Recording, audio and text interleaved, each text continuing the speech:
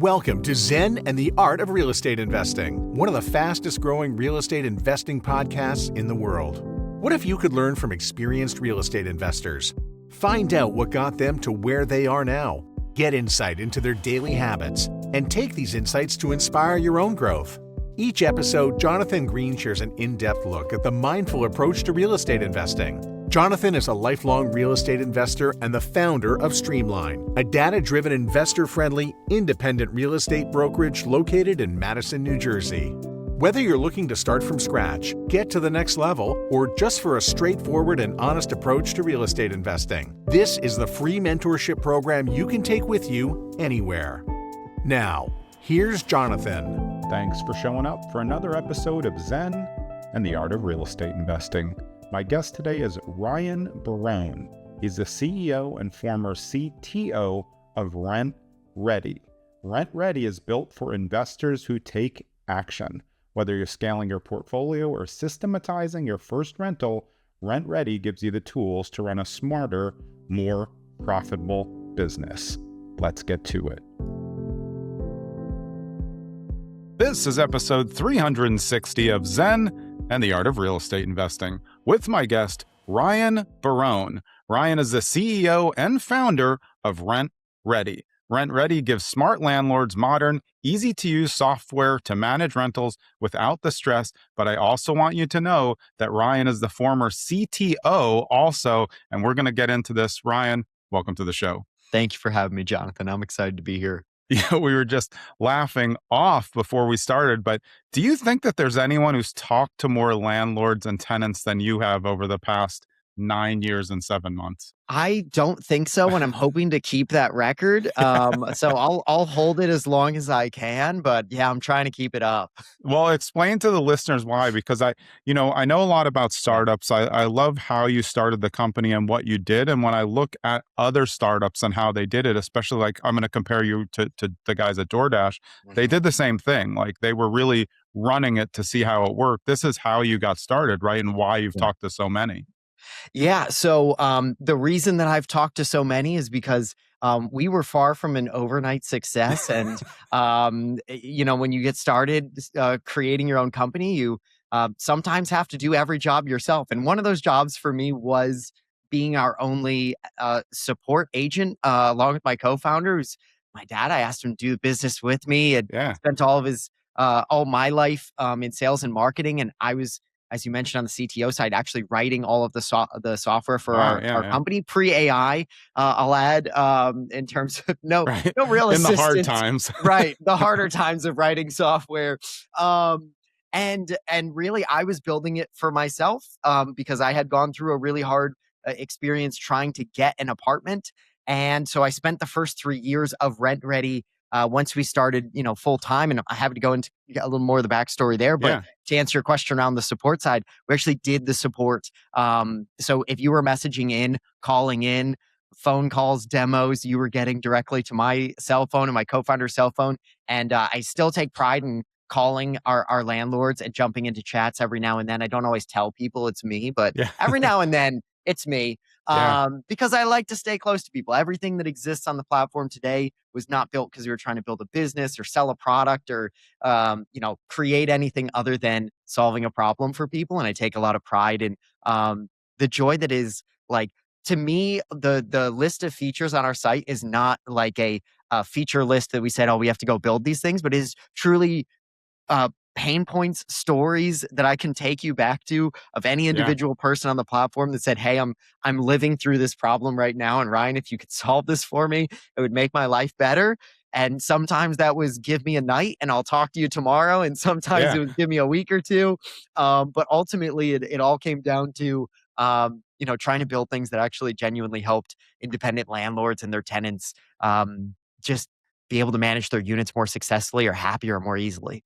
Yeah, what drove you to create the software? I know you said you were trying to get it. Was it really that just one bad experience of trying to get it and realizing, well, I have technical skills and there's a hole here for people? Yeah. So I was going to school in New York City, I was double majoring in economics and math, and I was minoring in computer science. So I really enjoyed that So you computer were science free all side. the time, no homework. I was super free all the Yeah. time, had a lot of free time. I grew up upstate around Albany, and I'd gone from like last summer, I was busting the track up there. If you've ever been up to Saratoga Yeah. racetrack, and Yeah. I got in this first internship at Goldman Sachs, and I was all excited that I was like, wow, I get to like work in New York City and go to this Wall Street job, and it's walking distance to Pace University where I went to Yeah. college. And that was my chance to move out of dorms and get my first apartment. And I was super, super excited. I had a couple of roommates who all had guarantors, and we showed up for this apartment that would have been walking distance to both school and work. And they said, we need your letter of employment, bank statements, tax returns, student transcript, all that for your guarantors and your roommates. And I'm like, I don't even know how to pull a pay stub. I don't know how to do Right. any of this stuff. We Yeah. ended up not getting that apartment or the next few. I lived about 45 minutes from both school and work the next year instead. We lived up on 101st and Lexington instead of like walking distance in the financial district to both. Yeah. And initially, like I said, it was not RentRedi wasn't supposed to be a business. It was really me coming away from that feeling like, oh, I'm just bad at renting. And when I talked to people that I was at my internship that had been working there and living in New York City for Yeah. a decade plus, they're like, renting's actually just that hard. It's like Yeah, you right. probably are bad It's at not it, but you. yeah, it's Yeah. not just you. And so I thought, wouldn't it be fun to just make something for myself and friends, and it'll make it easier for us to get all of our documents together and apply to units more easily. And I'm sure that the landlord side is perfect and they're happy with everything on their side. Oh, yeah. It's just the tenant side, right? Right. That's the problem. So like version 1 of RentRedi was it intentionally didn't change anything for the landlord. There was no platform for the landlord. It was just the tenant side. Create like a package of delivery easier, right? Right. You could scan photos and use like OCR to crop that. Very important. And pull out information and pull together your application. But we all send it through like this PDF that I would generate off your phone and send to the landlord over email, thinking that's the way they've asked me to send it already. I'm sure that's the way they wanted. And it was only once I started trying to use it and give it to some landlords, they were like, hey, why didn't you change our side? Why did you leave our side the same? And I was like, I assumed you were happy. Like, no, we're not happy. It's either we have to be this massive property management company, and then we can get access to this, enterprise software. Right. Or we have to use this pen and paper and spreadsheets or hire a property manager. And so I just happened to be interacting with these like independent individuals that were self-managing on spreadsheets and desperate systems. And I was seeing the trickle down effect of that as a tenant. Yeah. And so it really happened very naturally in terms of, one person saying, hey, the application's great, but to be honest, I couldn't care less. Like all I really want to do is like, I handle the maintenance myself. And if I get a call in the middle of the night and it's flooding my kitchen floor, I'll get out of bed. But they write really nondescript messages about a leaking sink and water isn't water. So can you show me a video of the maintenance? It's like, sure, we can do video maintenance. And then, from there, some person saying, oh, applications are great. But, I had this couple that I loved after I went to screen them. They were crying in front of me. And if I could pre-qualify them up front, they wouldn't waste the time. I wouldn't waste the time. They wouldn't spend money. And it went on and on. These were probably like some of the very first things we expanded into in terms of like maintenance and rent payments and screening and things. But it really happened naturally across the platform over years and years to build up basically everything that exists in RentRedi today. Yeah, I think it's a great strategy. I mean, when I first started doing, just as a side example, that's very similar, short-term rentals 20 years ago, my sister and I, when we first did it, we were iterating based on the feedback. It's like, oh, wait, we left out these things. People want a colander. We're like, oh, of course they like to make pasta. But like, you don't know in the beginning. It's much harder now because people's expectations are so much higher. Yes. So even for you, 9 years ago, it must have been really good to get that done because right now people expect all the bells and whistles. And if you don't do it, they're like coming for you right away with the 3 stars. Yeah. Yeah. It's so true. And I think that's been one of the areas that, I think through all the history of RentRedi and different, versions. And I think there's kind of like the early years where it was building out kind of like that core functionality around like listing syndication and rent payments and screenings and accounting and maintenance and communication and things. And then there became like kind of this COVID period when COVID hit where like certain things people didn't care about before and never asked for, all of a sudden they cared a lot about, like digital lease signing and being able to report your rent to the credit bureaus because all of a sudden you had these eviction moratoriums and you were trying to figure out how do I encourage my tenant to pay rent on time. And so we, built some of those things. I mean, truly like the summer of COVID, we're like, okay, we can report rent. Tenant gets to build their credit. They actually love paying through this platform now because Yeah. they're improving their credit score and making That's the rest very of their life important. easy. Yeah, Yeah. it's been huge over the years. Um, and then I think to your point now, it's like, what's the next phase of that? And what's been really exciting is that, at this point, we have such a massive data that we can pull information out of it that actually we can feed back to people so that kind of akin to like starting your first Airbnb and Yeah. wishing you had like the defaults of what you should have in there. For the Um, area too. Yeah. Exactly. For the area, we're doing more and more of that for the landlords coming onto our platform. We're trying to say, okay, we have landlords actively managing across all 50 states, Virgin Islands, Puerto Rico, Guam, $35 billion in assets under management. There has to be information in here that's helpful for someone trying to figure out, how do I scale from 1 to 5 or 5 to 15, or even just manage that first one and not make, the mistakes that cost me money. And so it's been really exciting to be able to look at some of our own data points and then pull out of that things that we can suggest back to people on the platform how to not only just manage more easily, which was really my initial goal. Like our Yeah. tagline was make renting easy, because that was just like all I really wanted to do is just like make everybody's life easier, but actually make it like more successful for like the landlord that's trying to like grow their portfolio, and for the tenant that's trying to love where they live. And it's been really fun to be able to get into kind of this new age where we can kind of synthesize that data and give it back in defaults that help either someone that's kind of like a newbie investor or a scaling investor be more successful at it. Yeah, I think it's really important because if there's not a bridge to making it easier, your original tagline, that person who gets the one off may never get to 5 units, not because they weren't good at it, because they just didn't have any assistance and they couldn't handle the just day to day on their own.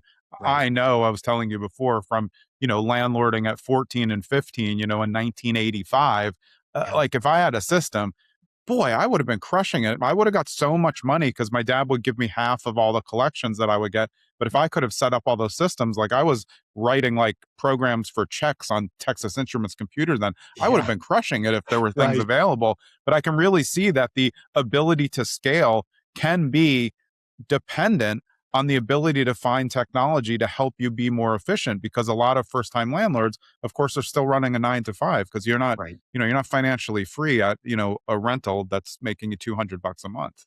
Yeah, and that's where, it's funny you mentioned that about like the system changing your perspective of like how well you can do.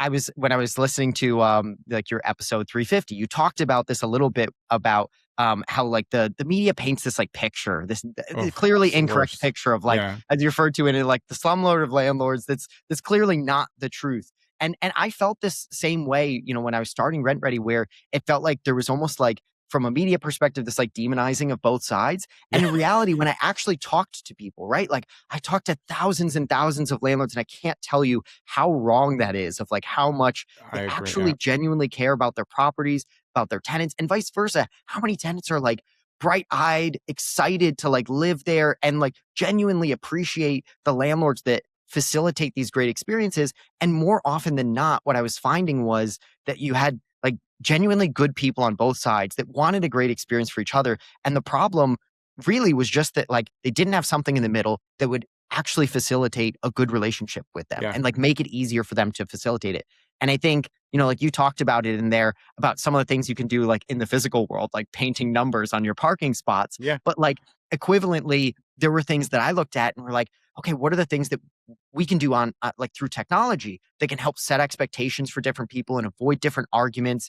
And it was fun to see some of that start in an anecdotal sense, where a landlord would say to me like, hey, this professionalizes my relationship. If I'm house hacking and I'm living in one of the units and the tenant's living in the other one, I don't want to have an argument with them about like what the late fee is and when exactly it applies, or Yeah. when they're going to be reminded and I have to feel awkward texting them or something else. Like I can do it on the platform. The platform sets the late fee for me and it's based on what's in the lease. So it's all communicated, and like the rent reminders go out at a set schedule so that like they have time to pay and avoid that in the first place, or set up auto pay or other things. It's like you're creating this better experience for someone because you've created these rules and these systems that everybody understands. It's been communicated up front, and ultimately you get a much better experience for really both sides in the end.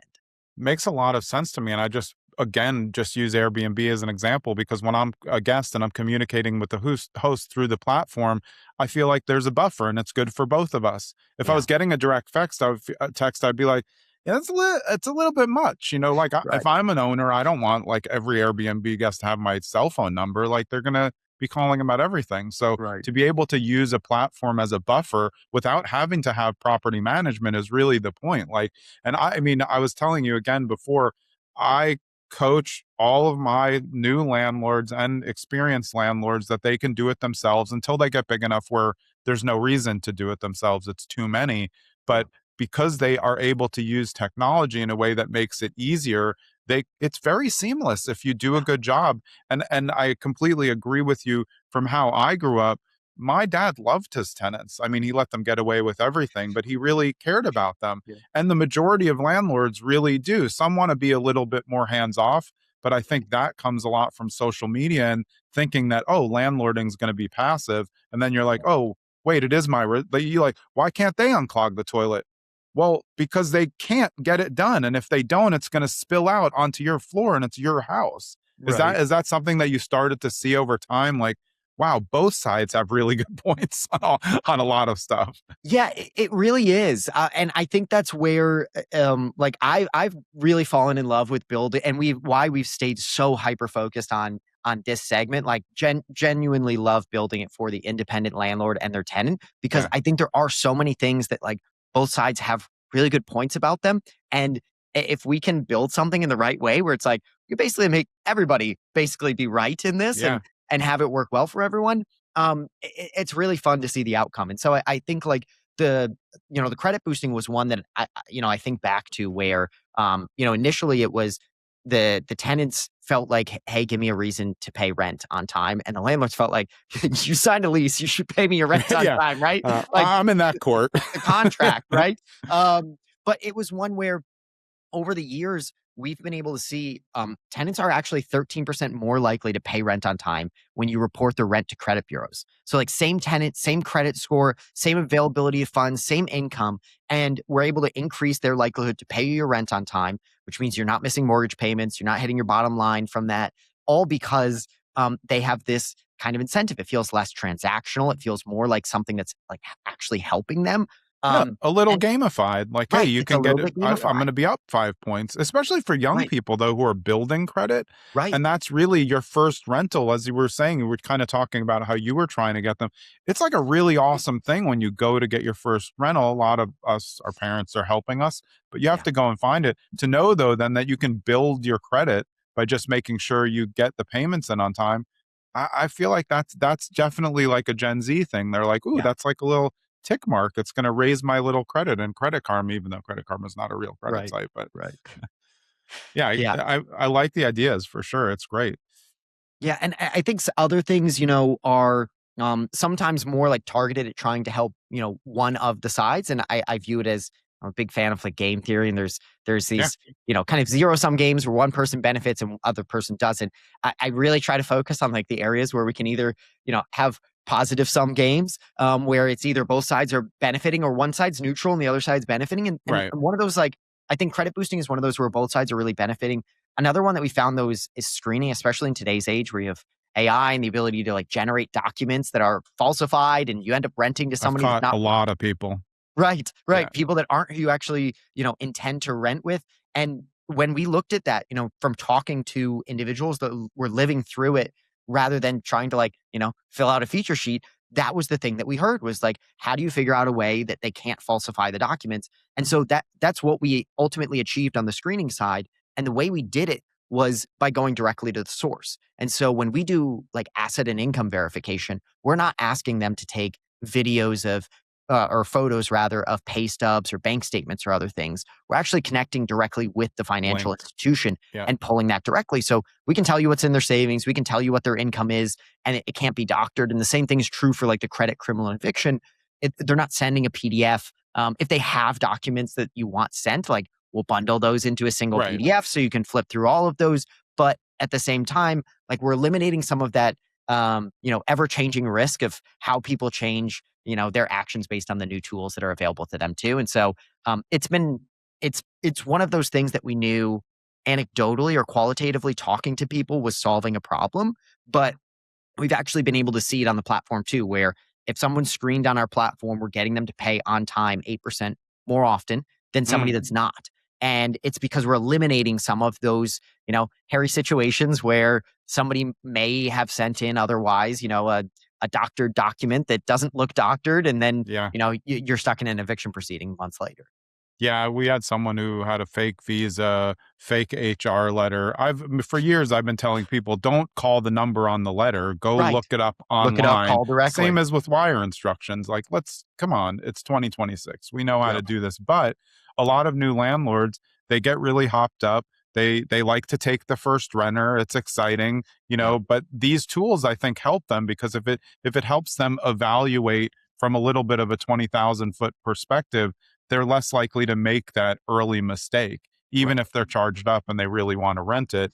I mean, I just think there's a little bit of an overview there that can help them, again, not put their foot in all the holes that all of us have done over the years. Right. You don't need to reinvent the wheel. No, There's please don't.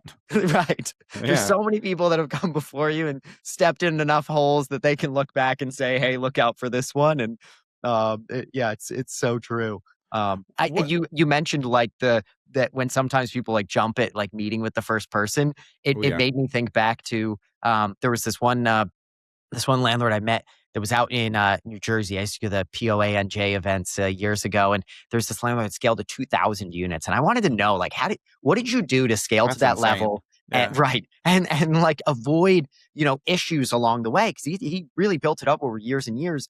And one of the interesting things he talked about was he said I meet with the best 5 tenants, not the first 5 tenants that apply. And I was like, how do you do that? And what he equated it to was his pre-qualification. He said basically which connected with that other story I was hearing of the person that like met with some people that they wish they had asked for some information up front, but he Yeah. basically worked with us, said, hey, I'll happily give you like the pre-qualification questions I use, like I'm happy to have it help somebody else. But it helped screen out something that you otherwise would end up doing once you've shown the unit, they've submitted their full application and screening and everything. But like now you've taken time, your broker's Yeah. taken time, your tenants spent money and time. And so if you ask for like that quick 10 questions, okay, they have a pet. I don't accept pets in this unit. Or maybe pets are fine and their self-reported credit income is great. And we're gonna run the full credit income later. So like they're disincentivized from lying about that Right. up front. But at least up front if they kind of fit your rough criteria on that. And so it's been a point, to your point of like don't step in the holes of the people before you, that we've created a lot of these smart defaults that are based on these conversations we have with other people and understanding what problems or issues they've gone through and how they've solved them. And then saying, okay, well, when you start setting up, we're just going to set it that way and we'll show Yeah. it to you and you can change it if you want to change it, but you don't have to change it. And there's so many things that I think people almost expect you have to go through the setup of that in reality, I think there's about 10% of it you actually have to do. Yeah. Like 90% of it is you can build off the smart defaults of people being, coming before you. Right. And then make small adjustments along the way, Right. just like you did with the whole company. I Right. think that by trying to find the win-wins between them is only going to help, make a better relationship. And as I've always said, like it really is about the relationship. For people who think they're going to be a landlord and like have nothing to do with the tenants and also not have property management, it's just silly. I like the Yeah. buffer in the middle, but like someone has to come do the Right. repairs. Someone, if they're not paying, has to have that conversation at some point, even if they keep ignoring the technology that comes Right. in, and one of my favorite property managers, Jen Rulin, she's been on the show a couple of times. She always says she's really good at having the uncomfortable conversations. So it's like, it's good that they have the bridge, but I'm sure you get it at some point that the landlords like have to, okay, they're not responding to all of my, you're late on the payments, I'm going to have Right. to knock on the door at some point. So there becomes the humanization outside does. of the tech as well, right? Yeah, absolutely. Yeah. And I think, for the earlier on investors, I take a lot of pride in, I mentioned how like I was doing our support for years and years. And I think that really has stayed a really core part of how we do everything we do, to the point that people called us crazy when we said we were going to do 24/7 chat. We're going to do for every single landlord and every single tenant on the platform, no matter like how much they were using it. People are like, you're going to drown yourself. Like there's no way you can actually support people at scale. And we have. And I think like a big part of the way that we've done it has been by saying like, I understand that, like, to an extent, some people are going to have questions, especially when you're Yeah. starting out or like you're having that first uncomfortable conversation. But in a lot of cases, if we've had that, if we've gone through that, like helping a landlord get through that first uncomfortable conversation or figuring something out before, it makes it a lot easier to have it the second time or even build Yeah. something into the platform to address that. And so Right. I take a lot of pride in like, I think there's two parts of like helping people that is like help the person that's in front of you and then figure out how can no one have to ask that same question ever again. And I Yeah. think that's where there's a lot of fun, like building a platform that, you know, the next person that comes in goes, oh, that's intuitive, or like it told me how to handle Right. this uncomfortable situation. How did they think of that? And it's like, we didn't actually think of that. Like Jonathan, Somebody- before you had to live through it, and then we had to build it to solve Jonathan's problem.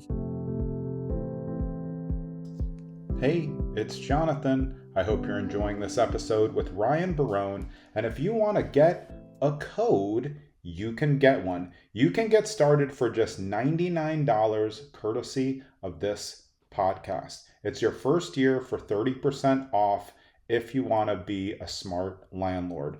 Go to rentredi.com. I'm going to give you some more, but that's redi.com/L/Zen. rentredi.com/L/Zen. That's where you can get your code. Let's get back to the show. I always tell all of my real estate agents, like when I was getting started as an agent like 13 years ago, anytime someone would ask me a question, I was like, oh, someone's going to ask that again. I'll just make a video. And then I would just send people the videos and everyone's like, how do you save so much time? I'm like, well, I already recorded it. Right. It's going to be at least in the ballpark. And then do you have any question? It's the same with what you're doing with technology. It's like, okay, Right. well, now we can implement this or have frequently asked questions with a very detailed answer. And then someone comes up with an extra point. You're like, oh, add that. It must have really helped though for you to have that CTO background, because in the beginning you were probably, oh, that's a good point. And like you're saying, overnight now it's implemented. Right.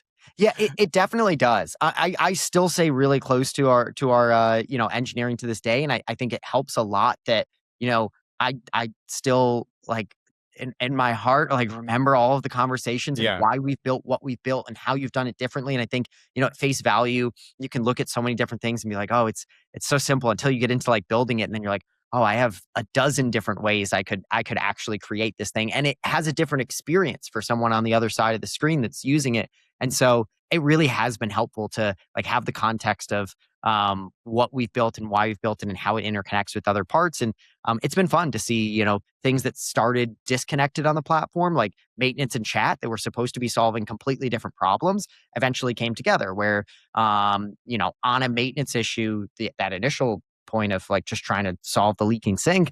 And then the chat side, which was trying to solve the problem with someone that was giving out their phone number and was like, hey, I'm not really comfortable giving out my phone number. Or this couple that I met at one point that's like, my wife mainly manages the units and I don't really love that. Like, she doesn't really love that she has to give out her phone number to all of Right. our tenants. And it feels a little uncomfortable for this. And It it would be is. great if they could do it through the platform. And so that kind of solved that purpose of giving them the text-like communication channel. We have native apps, we have push notifications. It basically operates the same as WhatsApp.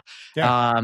And so they're able to text like they normally would, but it also means that if you want to chat with the other partner that owns it, or you want to chat with somebody else that you add as a teammate or something, that doesn't become this issue where you like lost the context of this whole thread. And then eventually we've been able to piece those things together where it's like, I have this maintenance issue that's connected to this chat. And now I have the context of what the issue looked like before and after and the invoicing, and that rolls into my P&L so I can see when I do my Schedule E at the end of the year, that's automatically categorized for me. And all of a sudden it's like my taxes that I was stressed about is easy because I let my tenants submit my maintenance through a platform. Like it really connects through in ways you wouldn't imagine until you get to live through it.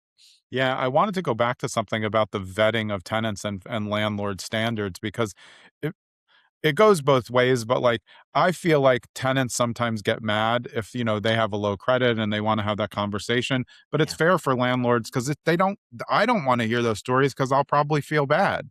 So I Yeah. want to set the standards. Some of my landlords set standards, some not, but they have to be more careful because I feel like some rules went way too crazy. I remember seeing something and it was like, you can't reject someone with a bad credit score. And I was like, well, that's ridiculous. I mean, like you're telling me I have to take a 500 credit score. Of course, there's any other reason you can come up with as well, but there is a fair amount of discrimination that, of course, goes on in the world and in landlording, but it's Yeah. still a very small percentage. So it does make it harder for people. That's why I think having those standards in place for a landlord is good, so you don't Right. waste everybody's time. Right? You were talking Right. about that a little bit before.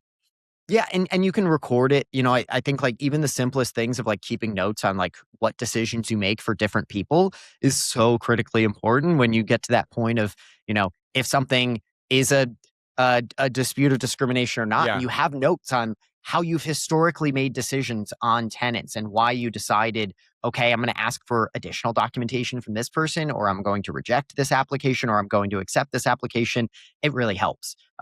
Or supporting evidence. Like Yeah. TransUnion for years looked at it wasn't just a accept or reject, but this conditional accept, this middle area when you looked at a renter score or a credit score to understand that maybe this person's a 600, and as I know in one of yours you're like, hey, I'd love to rent 700 pluses, but Yeah. sometimes Good luck. 600's got to be the cutoff, right? Yeah. There might be some times where you say, this person has a good amount in savings, or they're making more income now than they were making during that period that they were, Right.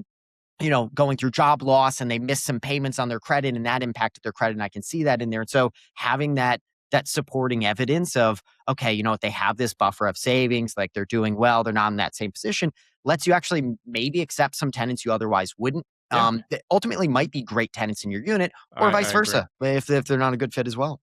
Yeah, I mean, I think one of the greatest things about being a landlord is being able to give someone an opportunity who maybe wouldn't pass the sniff test. That's why it's good to Yeah. have the technology and also to be able to reach into the technology and say, like, maybe there's a story here. Look, and Right. sometimes that story's fake. Like Yep. people have gotten faked out, but Oh yeah. sometimes you really just sometimes people have a real story that you can verify. And it's like, you know what? That makes sense. A lot of times people get divorced and then their payments go up, so their credit goes down. Totally understandable story. Right. And the good agents, if they have an agent on the rental side, are helping them present the documents in a right way, include a letter just to Right. explain it. Right. Things happen in people's lives, especially now with jobs and AI. People are going to lose jobs. They're going to have to figure it out. And you want to be able to provide rent. Of course, though, from the landlord's perspective, you'd like to know that they're going to pay. And that's why Right. cosigners are a big deal, and they're great for college students, and they're great for people who've had trouble or went through a bankruptcy or something. Cosigner solves the problem. Yeah. Absolutely. Yeah, what are some of the biggest gripes that tenants had in the beginning? I know you built it originally for tenants and then we're like, Yeah. ooh, landlords need help, they're a disaster. We've talked about landlord issues, but what were the issues for tenants? I know it was like trying to get Yeah. what a landlord wants, but that's why it Right. must help to be on the platform, because then you kind of at least know, well, these are the things that I need to get together. Because if you haven't Right. talked to an agent, you're just like, can I just show up and rent? You Yeah. know? I think it's a great question. I think there's something fundamentally different about being successful as an independent landlord than there is for even a professional property manager that's managing, thousands of units. And I think one of the biggest things that I've seen talking to landlords and talking to tenants both is how much influence a tenant enjoying a platform has on a landlord being able to use that platform. Like if you Mm, have two tenants and they hate paying the way that you want to pay, whether yeah. that's cash or it's checks or it's some platform or it's Yeah. Venmo or Zelle, if they don't like paying that way, it puts a lot of pressure and a lot of headache in your life to run around collecting it through different means and trying to figure out who's paid and who hasn't, and have I missed a payment, and did I apply the late fee or remind this person or whatever else. And vice versa, if you're this very, very large property manager, there's a bit more buffer where it's like, well, it's too bad that this one or two people don't like the way that or this platform that I'm using. It's great for me as a property manager. Yeah. It's kind of one of the reasons I actually don't like property management software as a term for like what we do for people, because I really view it as I like agree. this Yeah. two-sided thing where it has to be great for the independent landlord and for the tenant. And if your tenant loves it, it will make your life so much better as a landlord. Yeah. And so that's where we have, taken a lot of pride in building native iOS and Android apps for people. Like tenants just enjoy using apps more. It's more intuitive. Much They get the easier. push notifications. Your messages with them or notifications about different things are not intertwined with every other, spam message that Right. somebody sent them over email. It has its own dedicated place. And so it makes it a lot easier to not miss the most important things in your life, like your rent or your leaking sink or Yeah. did your roommate pay rent. And so we built a lot of things into the platform that honestly made tenants happier too. I remember a lot of the older property management platforms. And I actually had to use one of them for years where it's like, I just great roommate. I love my roommate, but like I never knew if he paid rent on time because like I Yeah. would pay rent and it didn't. It only updated for us once a month, so I never knew if he had paid or if I Yeah. had. You're And like, like I same hope thing's we're true not with like getting kicked out. Yeah. right with cash and checks where like you're paying through a system or Venmo or Zelle, and you're like, hey, John, did you pay? Did you not pay? Oh yeah, I paid. And then you find out a week later, like the landlord messages upset that like that your roommate didn't actually pay your half. So being able to not only pay rent, your portion of rent as a tenant, but Yeah. also being able to set up auto pay for that has been really big on the platform and set it up even on different schedules. So like I get paid, on the 26th of the month. I might want to just pay you on the 26th of the month before I go spend some of that money. And then, I'm in a bad place because I went out to dinner too many times before the Yeah. first rolled around. And vice versa, my roommate might get paid on the 20th or the 29th or something. And they might want to pay on a different day. And so, as long as we're setting up our auto pay to pay by the day it's due, then we have some flexibility there to do what's best for us to ensure that we actually are paying our rent on time. Are tenants able to set up like pull it like weekly so that it adds up to the Yeah, month? you That's can. that's how I made my money when I was a kid. Yep. I talked to them and I figured they were like, if I said if I was 16, I had my driver's license. I was like, if I come by Yeah. weekly, will you give me some? And they're like, yeah. And we figured out that they weren't frivolous. It's Yep. just like their kid would need something where they could want something. Right. So they would It's just pay budgeting. weekly, much easier.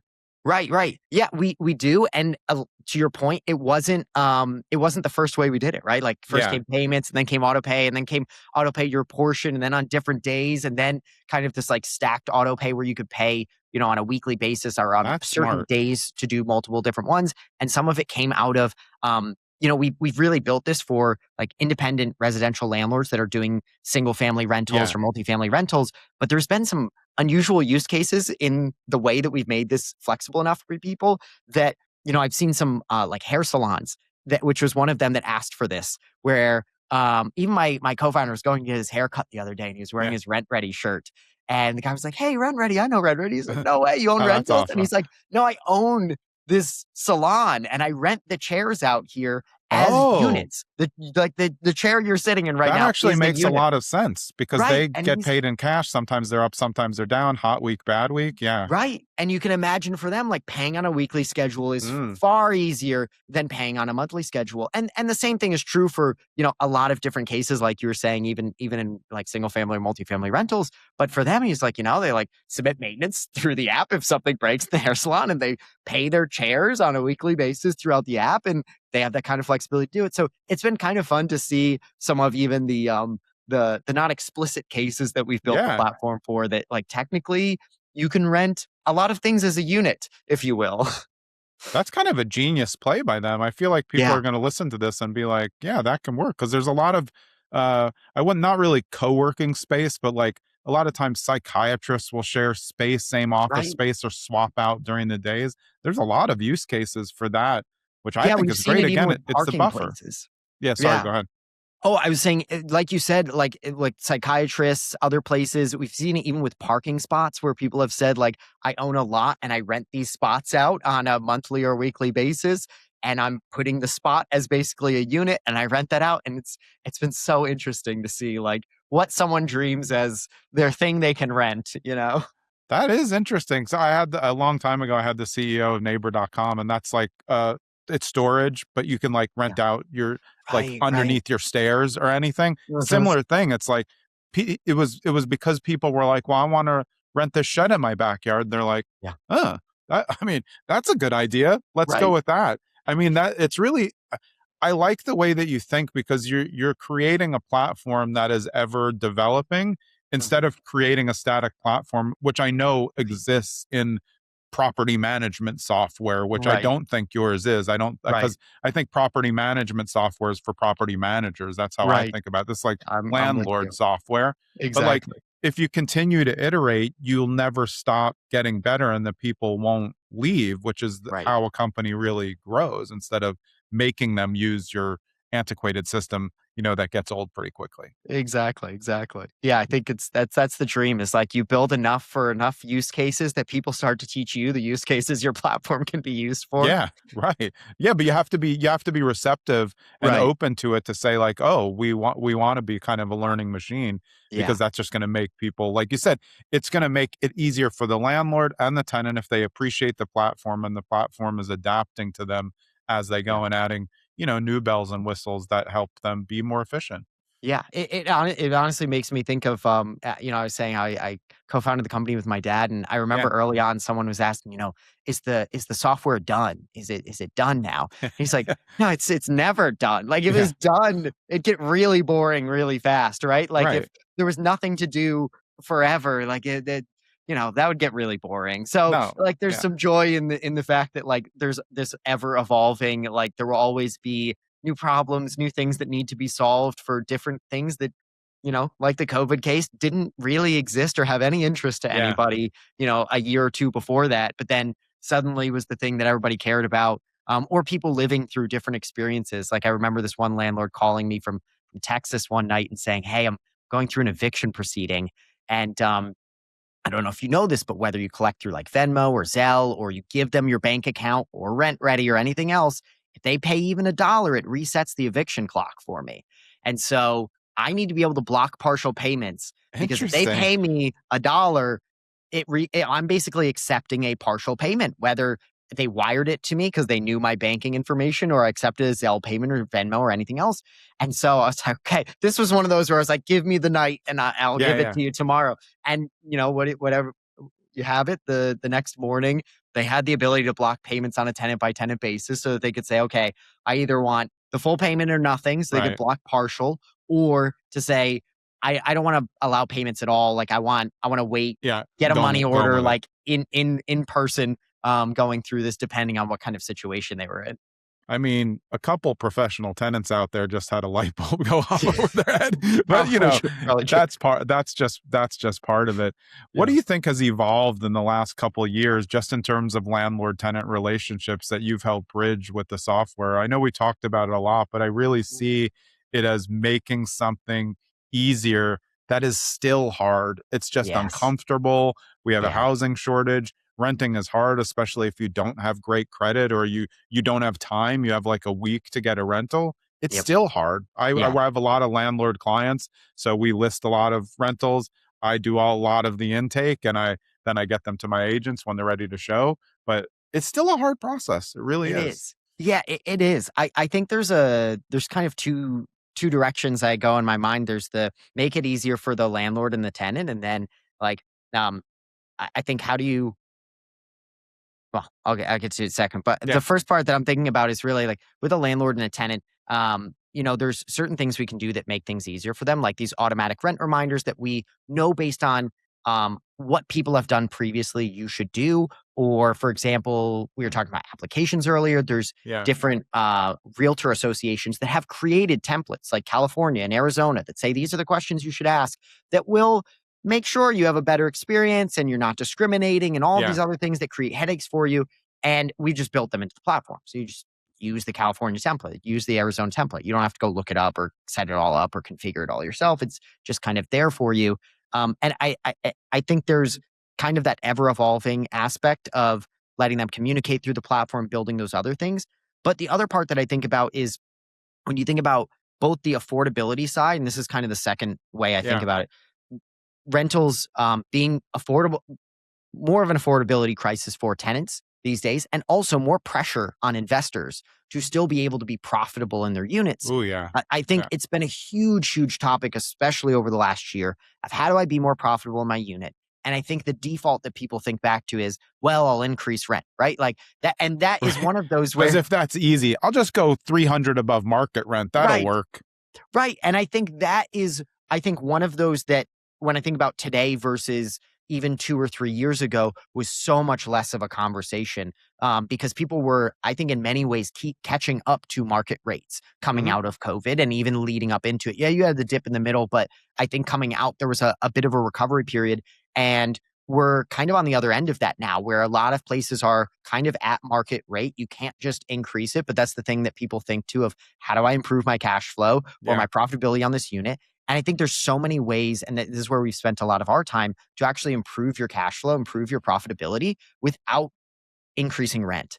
And some of that is through measures that actually reduce your costs. And so some of them are like the management fee side of like, you're going to pay 10% to a property manager, or you're going to pay 39 cents a day on Right. RentRedi. And it's Yeah. like, you've saved a lot of money there. But I think there's parts beyond that that we've started to address with people. Like, we're working on this that'll be out pretty soon to people. And if anybody's listening that wants it, we'll make sure we give it to your audience first so they can Awesome. just message our chat and ask. But Yeah. we're creating these performance dashboards that identify things like where they can actually appeal against their taxes and lower their tax rates.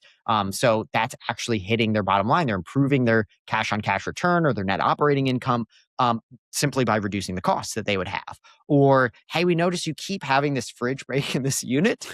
That it maybe made sense to fix it once, and it maybe even made sense to fix it twice, but there's an underlying issue here Yeah. where you could actually reduce your long-term costs by replacing that fridge or Could have doing a had a cost. new fridge already. Right, exactly.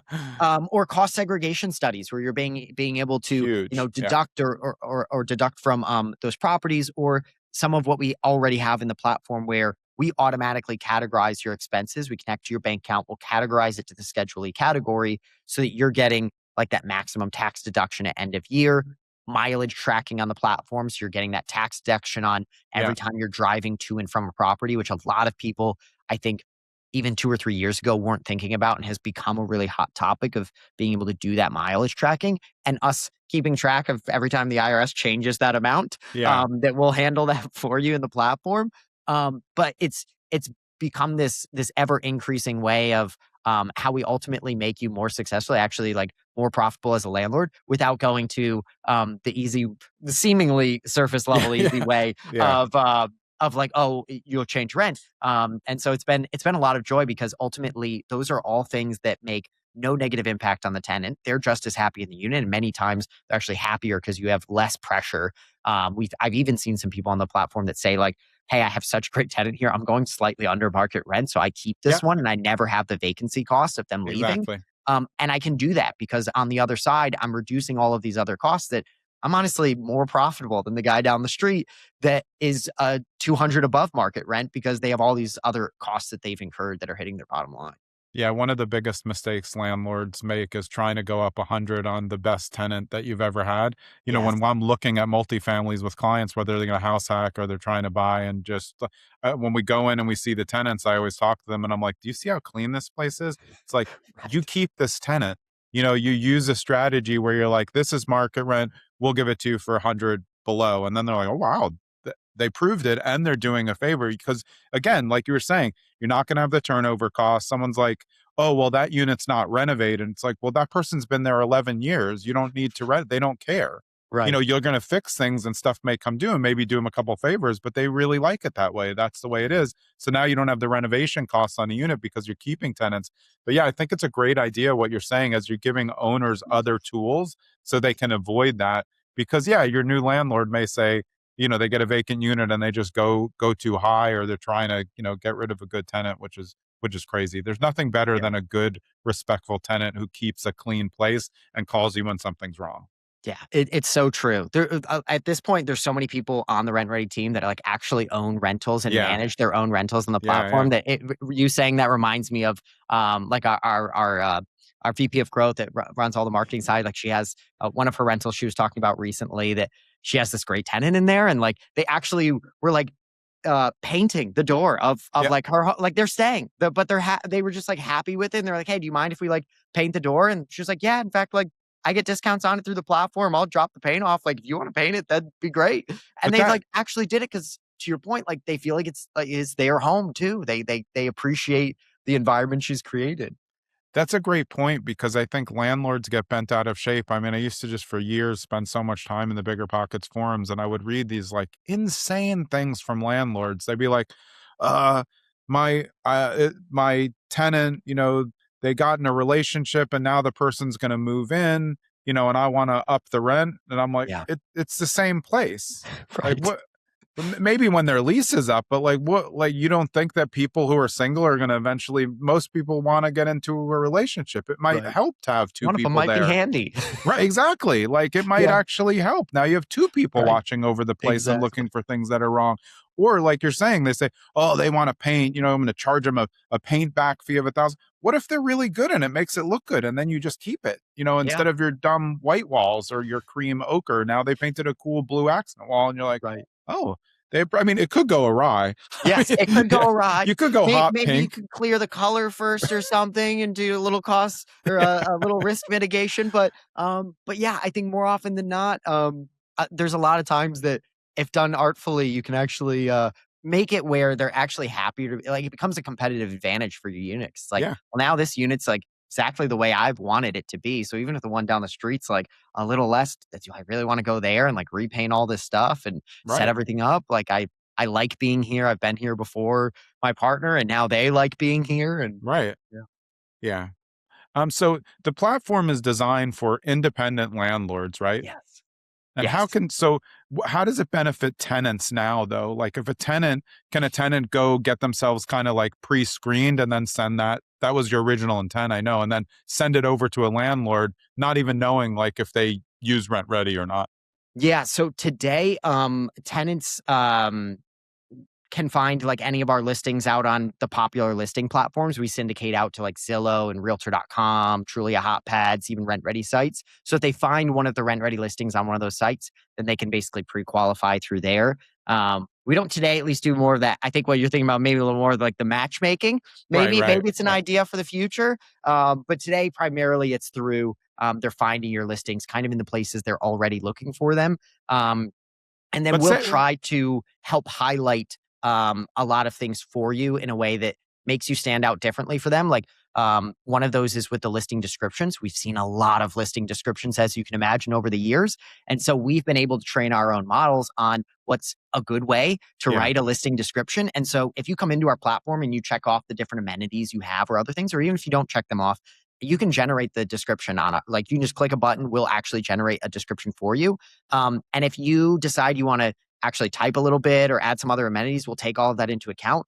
And it's been really cool to see where, knowing what's worked well for landlords or what hasn't worked well for them, what other things are in your area that you maybe even undervalue, like how close Yeah. you are to like a park in your area or the Costco or something else that's around you. Yeah, like Um, you can't do a Craigslist description. That doesn't work anymore. People want a little more exactly. story.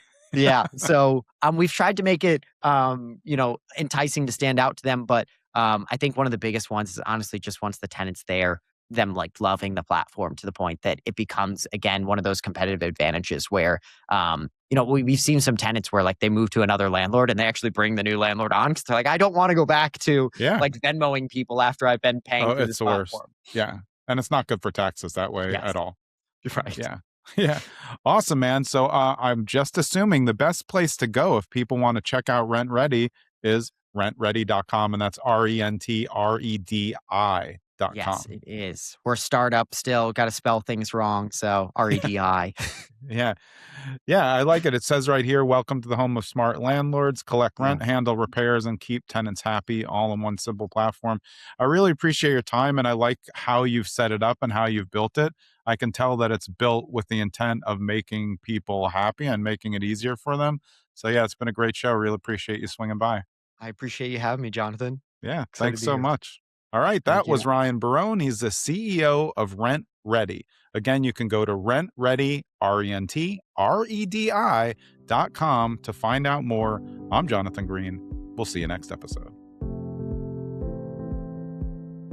Thanks for sticking around to the end so you can get a preview of who's coming up on episode 361 of Zen and the Art of Real Estate Investing.